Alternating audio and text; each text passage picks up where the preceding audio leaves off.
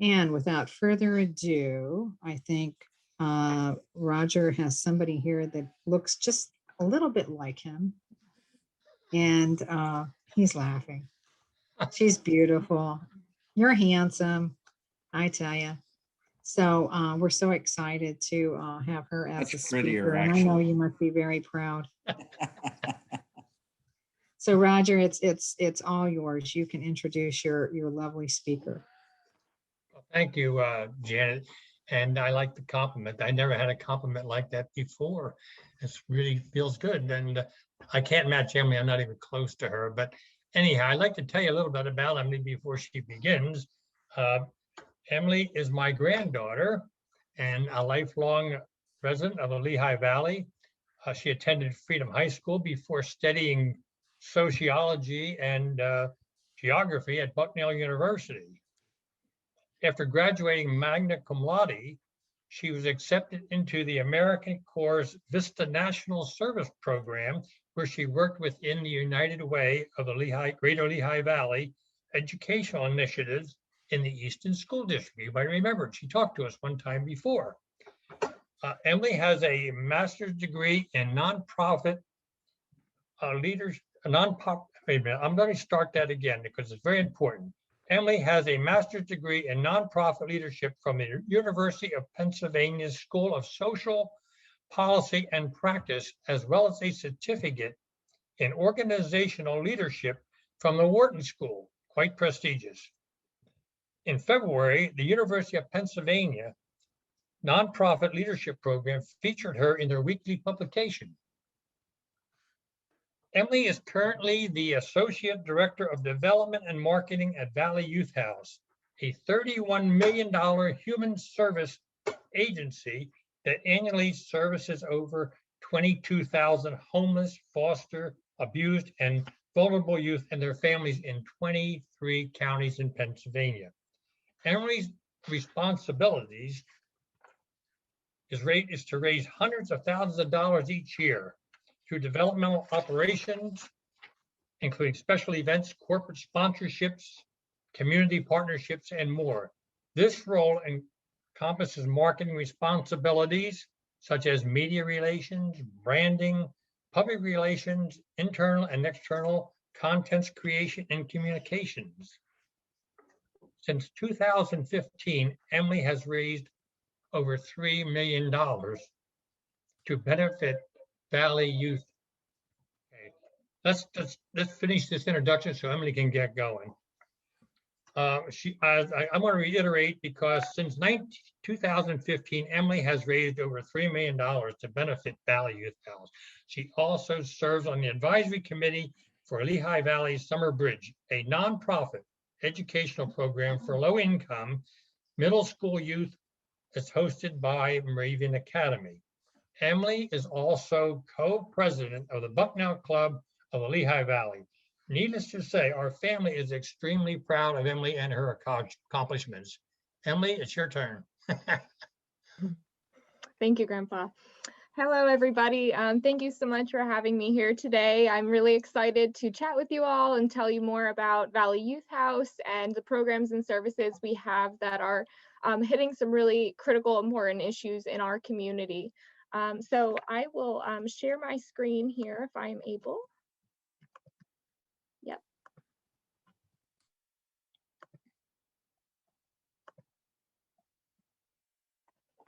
All right, so today I'll be talking about how Valley Youth House serves vulnerable youth and families in our community. So I put youth and families because although our clients are young people, ages newborn to age 24, we know that a lot of times their families are also involved in this process. And really, if we can hit on some of the issues that the families are having, it benefits the youth.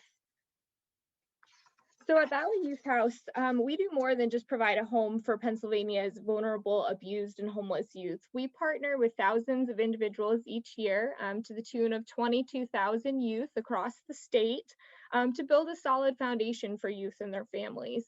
So we have street outreach teams that go out and are working with youth that are street level homeless, actually literally living on the street. We have housing programs, residential sites, So maybe you for like group home type settings. We do skills trainings because we know that that's so important for youth to have the skills to be able to live healthy, independent lives. And we want them to establish a promising future. So we began in Bethlehem 48 years ago, just a little over 48 years ago. And that building in the top right of your screen is our Lehigh Valley shelter. So it's on 8th and West Broad. And we have not closed those doors for any moment of the last 48 years. So 24/7, 365, youth can come to our shelter.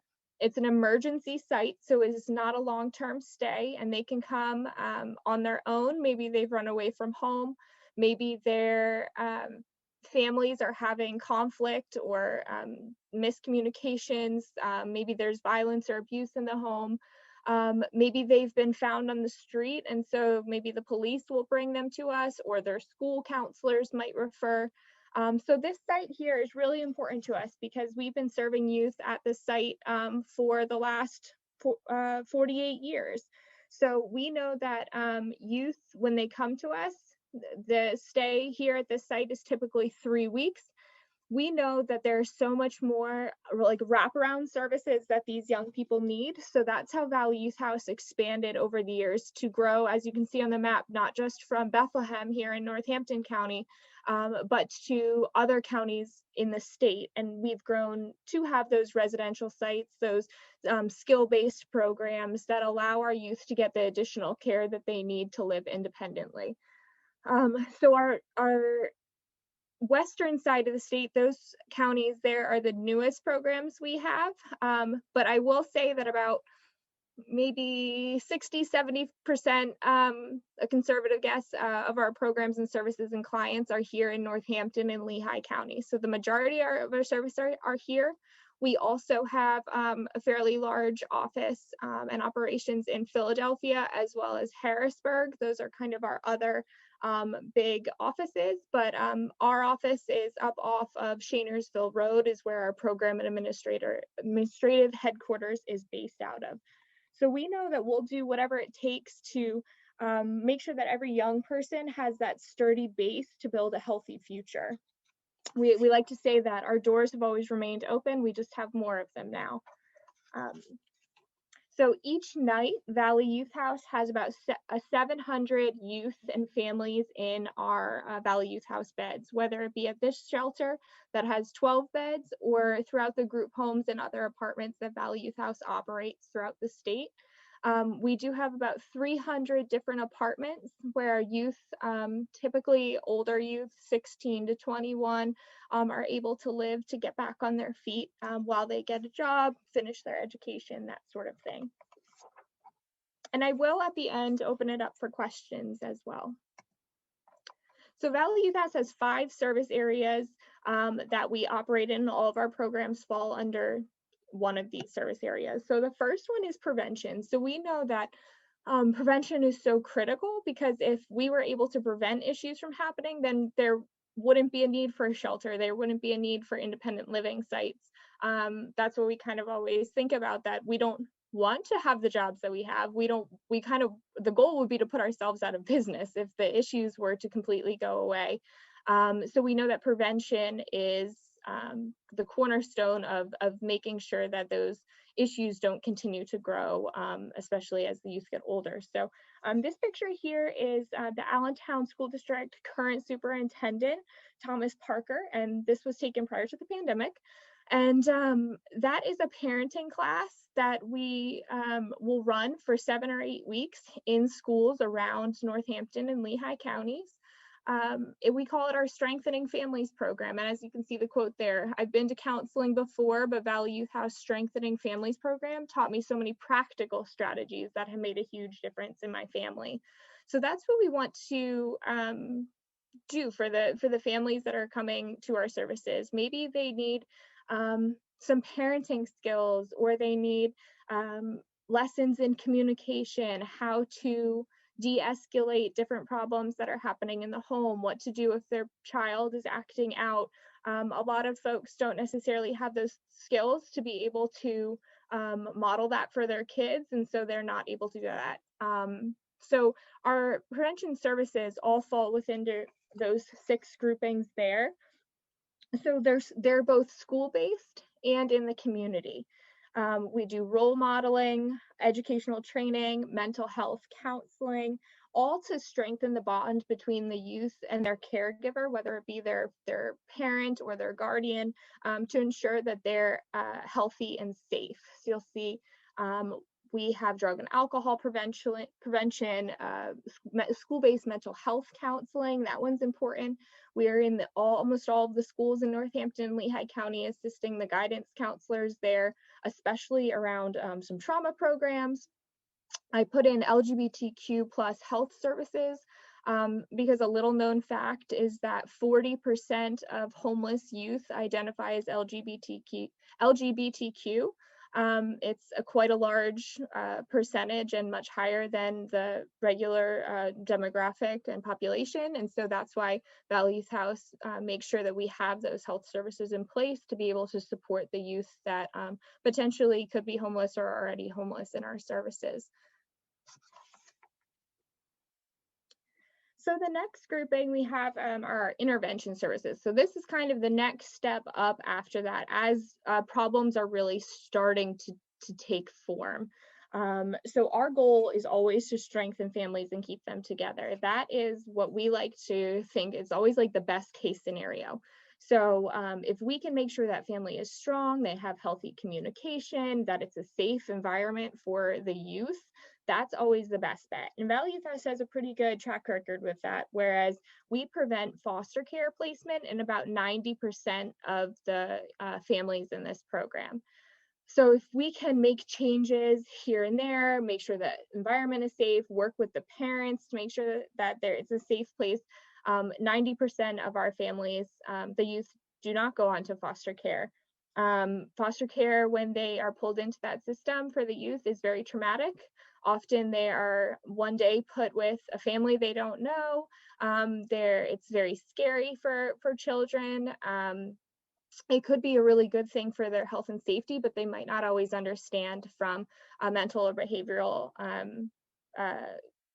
way. So that's why these intervention programs are really good to help youth process those emotions and what's going on when they're having trauma in their lives. So whether it be coping skills, you can see positive activities, relaxation, problem solving.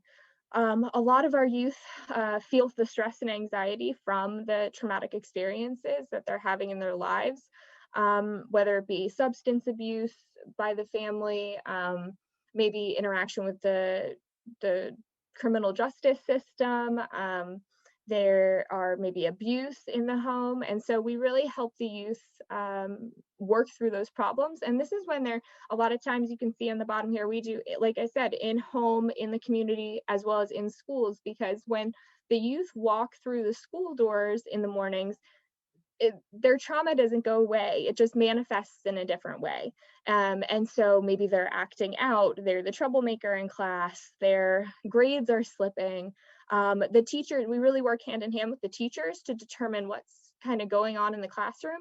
And we counsel not only the youth, but also the teachers on how to navigate that situation. So maybe if a youth is having some sort of crisis at home and in the classroom, they are getting really overwhelmed and frustrated, maybe that teacher, she'll learn the skill to, okay, maybe that youth can just walk to the corner of the classroom, sit down, take a moment, and then come back to their desk, or whatever that looks like in that classroom.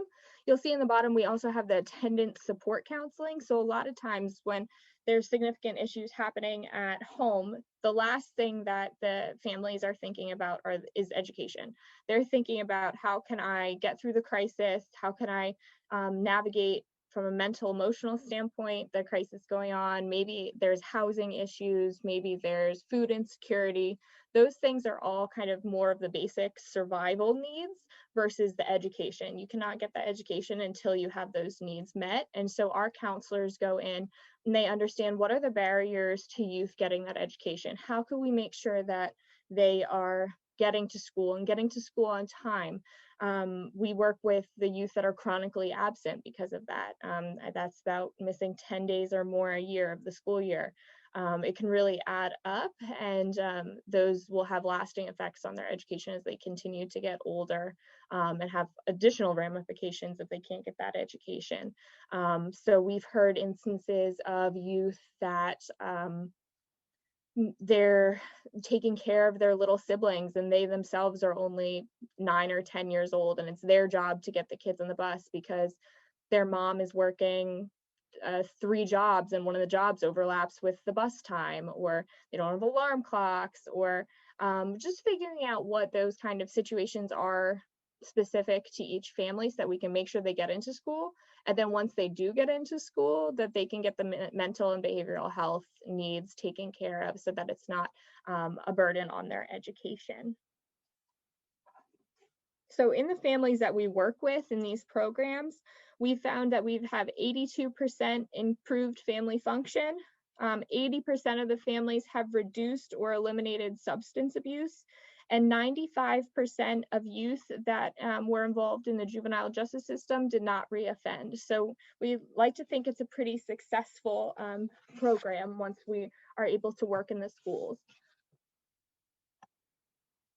So our emergency services, this goes back to that shelter that I showed you on one of the earlier slides. That falls into our emergency services program, and that shelter is funded by the United Way of the Greater Lehigh Valley.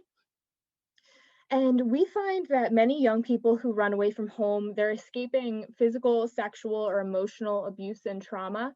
It's unfortunately pretty prevalent among the young people that we're seeing on the streets. So before the youth even get to our shelter, sometimes we do have a street outreach team, which in the earlier photo, you might have seen a red Jeep. That Jeep is part of our Synergy project, which is our street outreach team that goes out and they find youth that are living on the streets. So you'll see these pictures here. These are real photos from our teams that have gone out in the communities.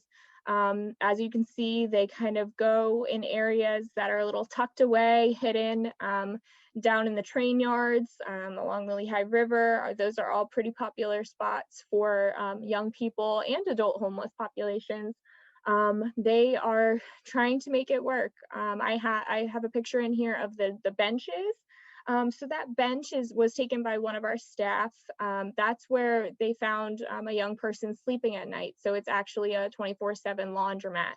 So our staff, they build relationships with places that are 24/7, typically laundromats, could be Wawas or different convenience stores that are open around the clock, Walmarts. During the day, it's not 24/7, but libraries are really big spots for homeless youth. So it may seem like they're just hanging out or loitering or just on the computers all day at the library, but really they might not have anywhere else to go, or they might not have anywhere else that's safe. Especially during the summers and winters, it's a place for them to go that has heat or air conditioning. And so we try to make connections with the owners and the staff at those types of locations so that they have our information, so that if they have a youth there that they think might be homeless, that they can refer them and have our team jump in their Jeep and come out and talk with that young person. And our team are really good at identifying youth that are unaccompanied. Maybe it's the dirt in their fingernails, maybe it's the soles of their shoes that are really worn. There's different, I'm gonna say different tricks that they can see that that the youth might be living on their own on the streets. Same with the mall. The mall is a big one for whether it be the Lehigh Valley Mall or otherwise, for youth that might be just hanging out, but really they have nowhere else to go. So our team tries to meet with them, build that trust with them. Trust is super important throughout all of our programs, but especially in these programs. Youth that are living on the streets, they are really scrappy, and I don't blame them for not trusting adults or people in authority figures, because they feel very let down by them when they're not even yet maybe 21 years old and they've already been through so much in their lives. And so we work with them. We let them know that we're there. We work with the adult homeless population. give us referrals a lot of times and say, yeah, I saw this kid come down here. He comes every week. And so then we'll know to come every week and check on them. So if they are under 18, we are mandated, obviously, to bring them to our shelter because that means they're a neglect case, unaccompanied minor. But our programs, like I mentioned earlier, do expand upon the definition of youth a little bit. We understand that a lot of youth at 18 are not ready to be on their own. Even families that have had so many supports and an education and all of that, a lot of times 18 is too young and they don't have the life skills to be able to be on their own. So these programs here go up to age 21, and that helps the transitional period between being a minor and then being independent and successful as an adult, especially if they're in the foster care system. Typically 18th birthday is really exciting for folks. They're an adult, they maybe have a birthday party. Not for the youth we work with. A lot of times it's kind of the first day that they don't have that support system or their network that they might have had maybe even since they were born, being kind of either a ward of the county or something. And so Valley Youth House steps in to be that bridge between those maybe foster care youth and adulthood, and to provide those services that are like the in-between, because we know that youth 6 months after foster care, if they there's a significant percentage that become homeless. It's not typically a smooth transition, and so we want to prevent that from happening. So we start working with the youth hopefully even before they turn 18, maybe even 16 or 14 years old, and to get them the life skills, which I'll talk about in a bit here, that they need. But yeah, I had the honor of going out when I first started at Valley Youth House. I shadowed one of our street outreach teams, and it was a tremendously impactful experience. We were down in like railroad yards in the woods, and there's a whole community and culture of the homeless population. It's essentially, it's their home, and so you don't just walk up and like these kind of shelters, lean-tos here, you wouldn't just like walk in and pop your head in and say like, hey, you announce yourself, you're from Valley Youth House, you're here to help, I want to talk to you, do you need any supplies, do you need a tarp, do you need warm socks? With homeless, both adult and youth homeless, socks are always a huge need. Because you imagine you get your socks wet, let's say you're shoveling or something, you get your socks wet, like how annoying that is, and how it can turn into a really big actually health hazard with different infections, untreated wounds, hypothermia. There's a whole host of specific health concerns to the homeless population. And so we partnered up with LVHN and their street medicine team. So as we're like street outreach and we do the counseling and housing portion, the medical care and advice comes from a team at LVHN, which is a really neat program. And they come to our shelter and they do physicals once a month with the youth. And then also they'll go out with our street outreach team if we've identified youth that or young people rather, young people or even adults who have those specific medical needs. LVHN is very supportive of that. If you've ever been to the PPL Center in Allentown, if you've gone to a Phantoms game, if you look right outside the Chicky and Pete's entrance, if you've gone to dinner there, there's actually a homeless memorial on the side of the wall that has all of the homeless people who've died on the streets or in LVHN care, listed their names there. And every night on the winter solstice, or every year on the winter solstice on December 21st-ish, they have a candlelit ceremony to honor all the people who've lived on the streets and who've unfortunately passed away because of the conditions. So it's obviously very dangerous living on the streets, not only from the health standpoint, but also from a I want to say like a violence and safety precaution as well. We know that living on the streets or in the woods, that youth tend to be easily pulled into survival sex or prostitution.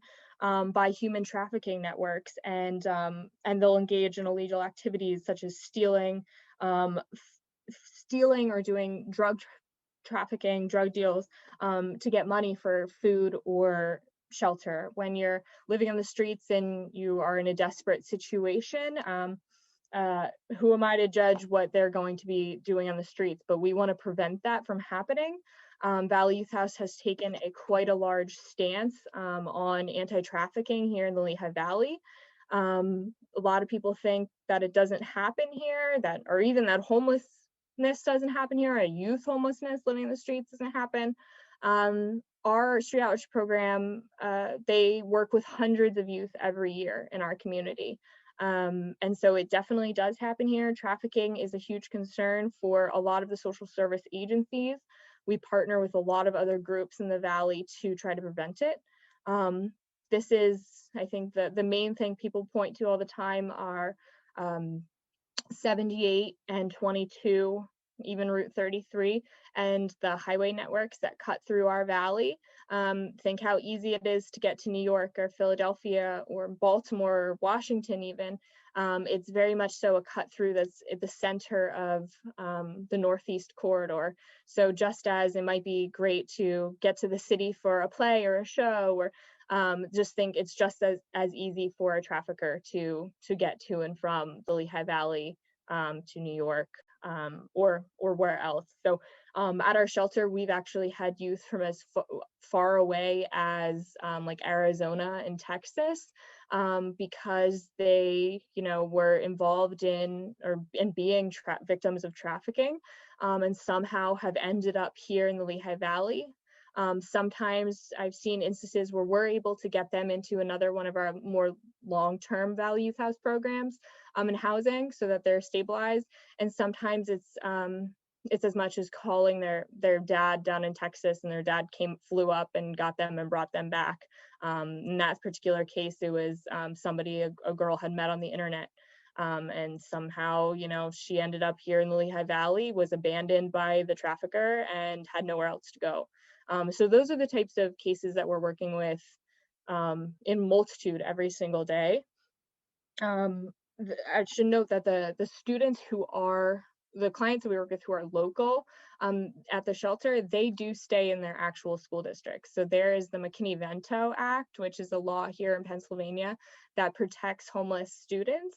So they do stay in their home school districts. I know that Allentown specifically, they have their own staff member employed just to work with homeless students. There's hundreds of homeless students every year in Allentown, and then as you can imagine, Bethlehem's a bit smaller and Easton a bit smaller than that, just because of the size of the city. But they do tend to go back and forth between the different cities a lot. The youth that we work with, we find that they have a lot of depression, feelings of depression, fear, sorrow, stress, loss, abandonment issues. 75% of homeless youth living on the streets will not complete high school. So 3 out of 4 will not complete high school.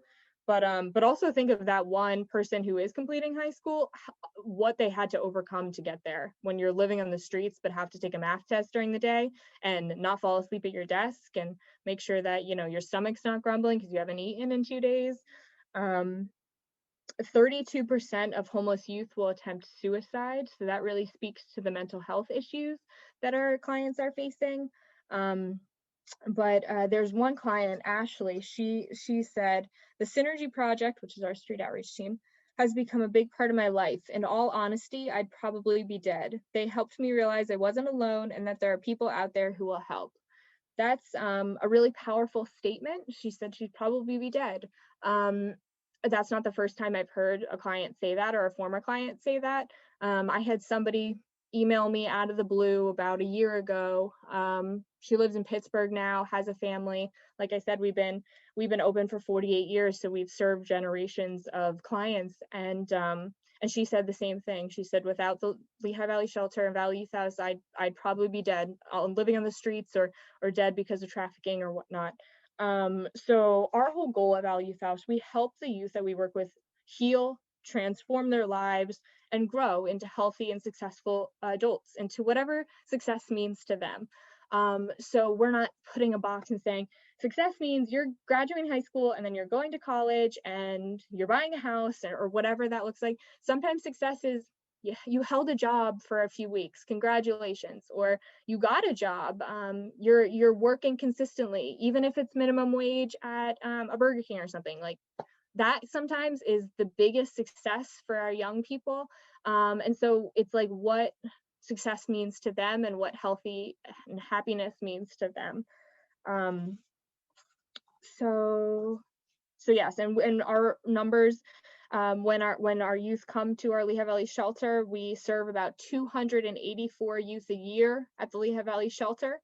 That is not 284 youth, that's number of stays. So we serve some youth that tend to kind of boomerang back to us a little bit. But when they're there, we not only work with them from a counseling and trauma therapy standpoint, but also work with, if possible, the families so that we can ideally reunite them and make them a healthier unit. And nearly 100% of youth report that they felt safe living at Valley Youth House. Staff are supportive and helpful, and that there was a genuine investment in the young people being served. So what happens then when they leave the shelter or they're off the streets? So we have about, like I said, 300 different apartments or group home sites throughout the region where our young people can stay. So maybe it's 2 clients in a home or apartment, maybe it's up to 6, and there's an RA either all day long or maybe just at night. We have those supports in place. So of the youth that are living at those sites, and typically they stay about 18 to 24 months, so it's longer. 60% of them reported family violence in the home. This one always gets me. 52% of youth reported that a caregiver repeatedly told them they were no good. So imagine you are elementary, middle, high school age, and your parents or your guardians or your loved ones are telling you you're no good, you're not going to amount to anything. That really takes a toll on the psyche of the youth that we're working with. And we have to do a lot to undo those and really help them recognize their self-worth. And 90% have experienced 5 or more traumatic events in their lives. So again, we're working with youth that are newborns to 24. So 90% of them have 5 or more traumatic events. As I mentioned before, it could be homelessness, violence, abuse, criminal justice system interactions, that sort of thing, foster care. But there are positive outcomes. Valley Youth House is there. This young person says that we taught them that people genuinely care about them and want to see her do well in her life. That's similar to a previous quote that I mentioned just before, that they feel that Valley Youth House, they're finally adults in their lives that care about them and actually want them to do well and are supporting them. And sometimes that's all they need, is just that encouragement, and that we always say, like, that one caring adult, and that could be a staff member, a mentor, a community member, that just somebody to believe in them, that they can be more than their circumstances. So life skills counseling down here, I mentioned that earlier. So we work on the hard skills and the soft skills. So hard skills would be how to open a bank account, how to budget, how to pay your rent, how to make a meal. A lot of times it's not only the cooking side, but we spend a lot of time at the grocery store with our youth, showing them, this is a good price for whatever product.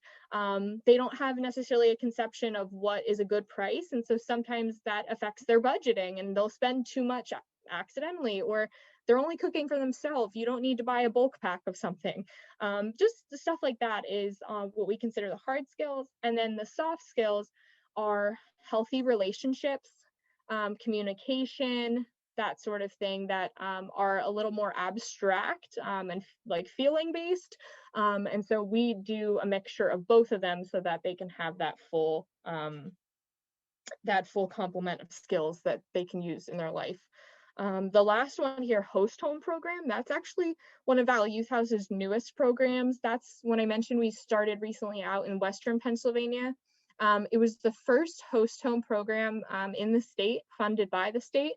Most of our funding, 2/3 of our funding comes from federal and state sources, or fee for service from counties. So we'll work with county children and youth for billable hours. But this host home program, basically it's better almost for rural regions, but urban too.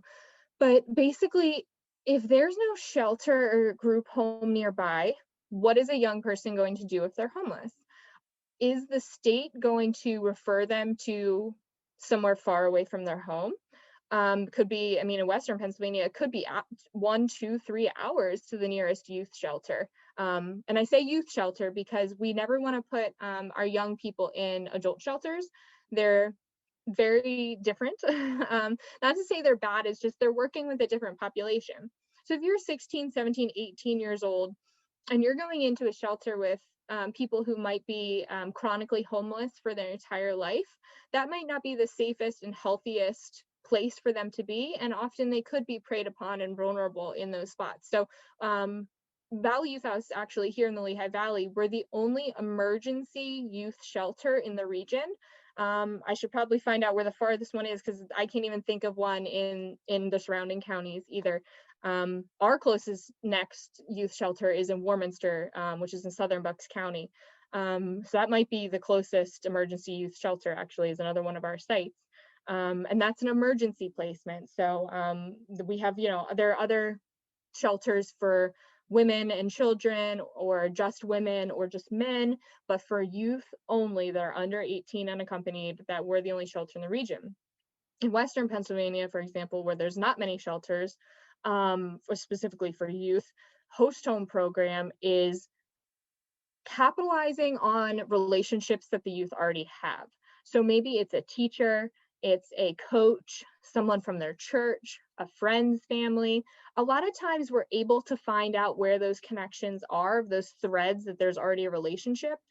And if you are 16, 17 years old, for the county, just from the county as a financial standpoint, it's going to take a lot of money and time and effort to get that youth into, quote, the system, get them into a foster family, all of that, when they may be by that age kind of, already doing their own thing, have their own life sort of. And so if we can just provide a little bit of structure around youth, because they can't be unaccompanied if they're minors, or maybe they're already couch surfing or couch hopping, which means that they're just living on somebody else's couch, maybe for a few weeks at a time, or they don't know how long it's going to be. Maybe even know people who you're thinking of right now in your mind who might have couch surfed. They don't have a place to live, so they're staying with their brother, or they're staying with their friend's family for a little bit. We consider that homeless. Sometimes the data doesn't always show that, because the government definition of homeless is that you physically don't have a roof over your head.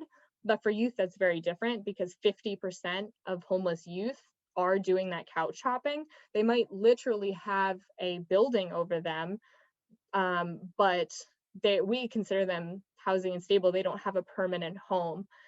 So this host homes program that we have youth, if they can stay with a coach or someone from the church or a friend's family, we'll provide 24/7 counseling hotline support for that family in that host home. There is a small stipend for the family, and we'll provide any sort of the trainings and life skills that they need. And then we'll also ensure that the home has the folks in the home have the proper clearances that they need to make sure that it's a safe environment for that young person. So it just kind of puts a little bit of kind of bumpers or parameters around these kind of informal networks in the youth homeless system that are already happening. So we were the first ones in the state to get funded to provide those services to these families. And since the Western Pennsylvania started, we've actually, Philadelphia has now contracted us to do that program. And then most recently, Allentown has contracted us to do that program. So if you go to WFMZ, actually yesterday or the day before, our host homes program was featured on that. Joy Howe from WFMZ did a spotlight on our host homes program. So that's kind of a new thing. And Valley Youth House, we like to kind of go outside the box a little bit on our models. We know that sitting on a couch in a therapy room talking to young people isn't always effective. The youth don't want to really be there and sit on the couch and talk about their feelings and ask about their day and all that. So what we do is we do a lot of art therapy. So they will do different projects, maybe actually art or music therapy.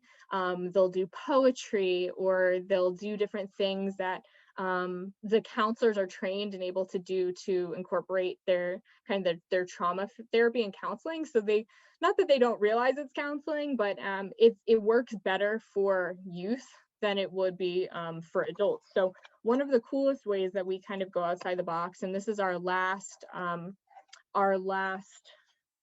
focus group here of our services, is Camp Fowler. So named after Lenny Fowler. As you may know, Lenny, a big benefactor and philanthropist here in the Lehigh Valley that passed away a number of years ago. She helped us purchase this camp. It's up in Orfield. And it's very close to the Lehigh Valley Zoo. It's off 309 and Kernsville Road. And at this camp, we do adventure therapy and therapeutic recreation. So it might just look like regular old camp pictures on here on the screen, kids having fun. You can see a cabin in the background, pool, they're in the woods, they're hiking, they're rock climbing, zip lining.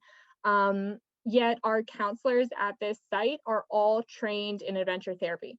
So for example, if a youth is like the little girl there is doing the like rock climbing wall, our counselors know how to use those elements to bring out different counseling features. So there's other youth that are belaying this person. So that's trust, teamwork, confidence.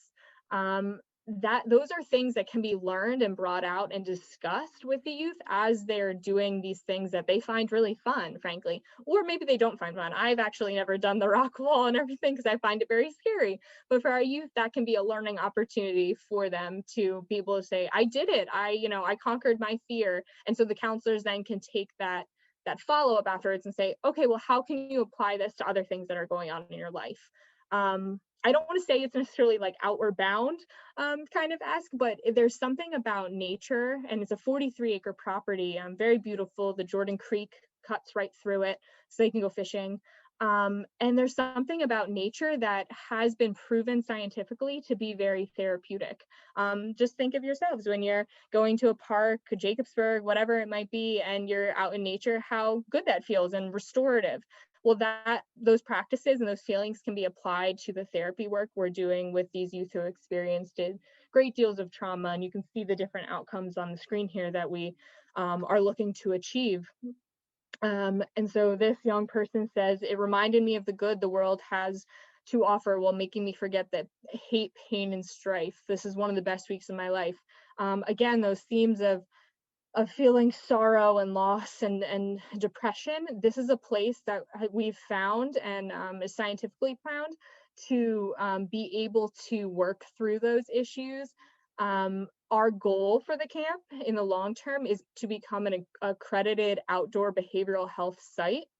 So that would mean that by sending, or the county, let's say the county or the schools or whomever, sending youth in crisis to this camp, that we would be able to basically bill for insurance. So just as your insurance might cover you to go get a counseling session or go see a therapist, your insurance would cover these young people to be able to go to camp and get what they need there. So there are not too many sites like this on the East Coast. I think right now there's only 2 maybe camps that are outdoor behavioral health accredited on the East Coast. So as we continue to move through our years here of building up different data, that's something that we need to have the data. So we'll apply for that and hopefully get accredited. And right now it's not just youth from the Lehigh Valley who can come. Our clients from all over the state are able to come, and also specifically locally here, anybody. They don't have to be a Valley Youth House client, but as long as they hit kind of the different groups that we're focusing on at this camp, which are youth in foster care, juvenile probation, child welfare, if they're hitting on those different demographics or they're homeless, they're able to come here at no cost. And all of our Valley Youth House programs are at no cost to the client. The one camp I do want to mention here, which again hits on my heart, is sibling camp. So sibling camp is what we do every summer, and it's for youth in the foster care system who have been split up and are at different foster families. So it's their biological sibling. The but they never see each other. And they could be going to different schools. They could be living, one in Bethlehem, one in Easton. They're basically split up from their siblings, but the county is able to send them here in the summertime, and they get to spend a whole week together. They get to swim in the pool and do all these fun things while, you know, our counselors are processing those feelings and doing the therapeutic recreation side of it. But then at the end of the week, they write their wishes on a like lantern, and they put it up in the sky, and it's always a really powerful, beautiful moment. It's really upsetting when I think about my sibling if we were split up. So this camp is a really beautiful place where these memories and these moments get to happen, and this true healing occurs. So just lastly on the camp, I did want to mention we are really doing a lot at the camp to bring it up to speed. It's 80 years old. Prior to us purchasing the camp a few years ago, it was the Boys and Girls Club of Allentown who owned the camp. So now that the cabins were 80 years old, they're becoming past their usable lifespan. And so we did a multi-million-dollar campaign that we're finishing up to build all new cabins. So you'll see the first line there. We did the first 3 cabins. They have bathrooms right in them, heating, air conditioning, a counselor's room. And then the second phase here, which will be done just in a month or 2, hopefully here before summer starts. Again, more of the youth cabins. And then the bottom left is a staff cabin, which is staff bunks, bathrooms, a counseling room, and an LVHN health center. So we'll be able to have an LVHN nurse on site to be able to work through some of the health needs that they have, not only that they've brought from home, but also anything that may happen while they're at camp. So to be able to have these facilities will allow our camp to go year round because of the heating and air conditioning and all of that, and electricity and all of that. Before there was pretty rustic, and we were limited to just basically when school was out until school starts again in August. So that's something that's really exciting, that we're really putting a lot of intention and effort into the site. So I would be remiss if, and this is my last slide before I'll open it up for questions, but I just wanted to mention COVID's impact on Valley Youth House. So that's obviously something that's been on everybody's minds for the last year. You can see the numbers of what we've been able to do during the pandemic, the number of masks and hand sanitizer and PPE and laptops. Laptops were a huge, and Wi-Fi were a huge issue for us. We couldn't just go virtual and everything.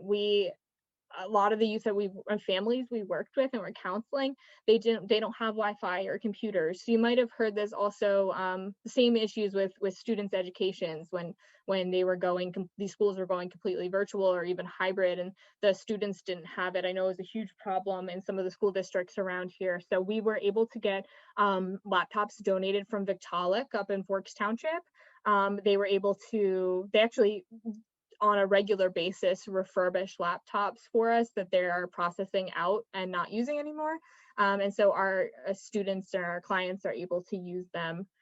Food insecurity was also a big issue. A lot of our clients, it was either they lost their jobs and they were already in a vulnerable situation, so it just made that vulnerabilities even more extreme, or they were working in sites that were very unsafe.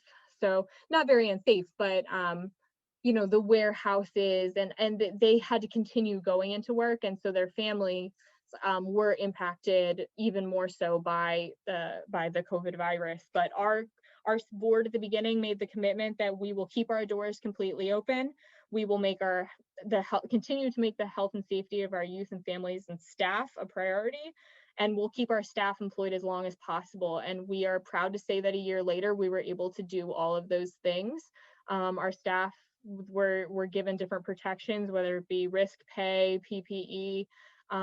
We had to add additional counselors in, some education services, because if all these youth, like I said, we have 300 sites, and if they're all home from school doing their schoolwork at home, especially at our shelter, we have a dozen youth right there, all in different school districts.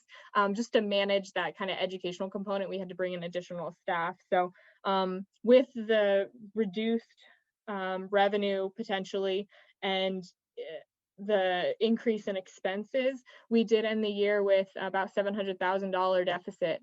So we did take a hit. We feel that we were able to do as much as we could, and that, you know, we were proud of the way we're able to operate. So hopefully we'll hear soon about PPP loan forgiveness, and in 2021 we'll be able to get right back on track. But it was a bit of a hit this year, but we think it was worth it to be able to maintain the quality services that our youth not only deserve, but they needed even more so during this past year. So I just wanted to kind of mention the COVID impact there, because it is on everyone's minds. So yeah, thank you all for listening, and just knowing that there are services like Valley Youth House here. There's a very heavy issues and topics, and I know can be sometimes of a downer, but I want, if nothing more, for you all to have confidence that there's organizations like Valley Youth House that are providing quality care to our society's some of our most vulnerable populations, which are youth that are experiencing homelessness, abuse, and neglect. So thank you so much. If anyone has any questions, I'd be happy to answer them, or my contact information is on the screen. I'd be happy to connect offline as well. Yeah, Emily, it's Walt Howard. Well, I have a question.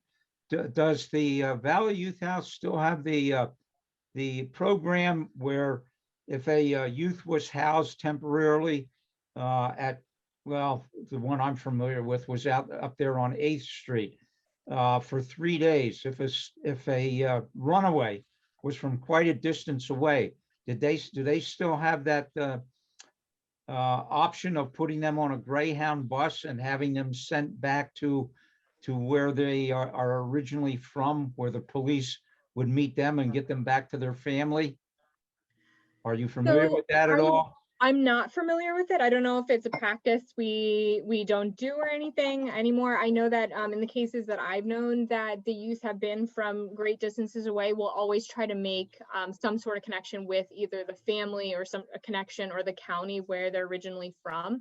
If that's not possible, the youth average stay at the site is 21 days in the shelter, but they can stay longer if it's a situation maybe like that where we need to continue to do more work to be able to find out where they're from, and then if they're not able to be reunited with their families or their home districts, we can figure out other options in communication with the different counties that are involved. Just speaking of buses too, not necessarily this program, but all of our independent living sites, a huge expense for us every year is Lanta buses and busing. Not many if any of our youth have cars, and if they do, they're kind of always needing servicing and whatnot. So we do a lot of bus passes, but it's typically just around the Lehigh Valley and regional, so that they can get to school and work. I'm not familiar with them being sent on Greyhound buses unless it's if it was a specific issue for that client, and maybe that was the determined route that somebody would meet them on the other end. But yeah, I'm happy to find out more, but I'm not familiar with that specific one. Well, it was something from years ago. I can't remember the last name of the original executive director. His first name was Dave. Gilgoff. Dave Gilgoff. He was my instructor at East Stroudsburg. But I'm a retired Easton police detective. So I had a lot of dealings with the Valley Youth House with some of the runaway youth in Easton. But I remember one of the programs that you had early on was that it, like you mentioned, a youngster from Arizona, possibly. Well, if the parents didn't financially have the wherewithal to be able to make it to Bethlehem to pick the child up, there were arrangements where a police officer, and usually was a Bethlehem police officer, would see that the youngster got on a Greyhound bus, and that the police or the parents would pick them up from whatever city they were in Arizona. But the bus company agreed to make sure that the student or the young person made it from where they got on the bus to where they were going to get off of the bus at their home.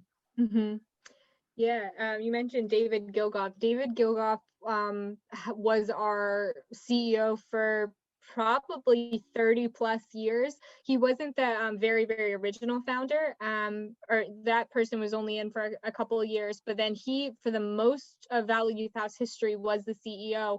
And then our current CEO, Tom Harrington, he's been our CEO for 5 or 6 years, and he was with the Boy Scouts. So he was a local Boy Scout person, then went to Philadelphia and then Western United States and kind of worked his way up the ranks. And he felt that he kind of wanted to come home to Bethlehem and end his career with us. And so he's been with us now about 5, 6 years. And he's brought a lot to our agency, and we've seen a lot of growth under his leadership. So his name is Tom Harrington. But speaking of David Gogoff, prior to that, the reason Valley Youth House was started was that in the 70s, there were a group of concerned citizens, church leaders that were concerned about youth that they had been seeing just kind of on the streets, hanging out, getting into trouble.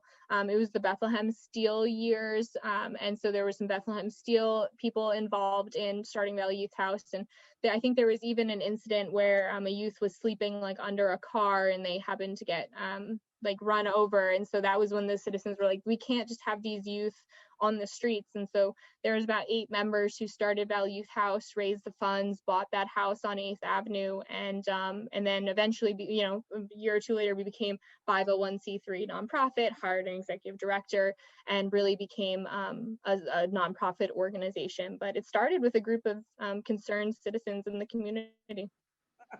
Okay, well, thanks, That's and we right. really appreciate everything you did today. It was really nice. Thank you. Thanks. Thank Great. you, everyone. That's right. Thank Thank you, everybody. Thank you. Wonderful We are, job. Thank you.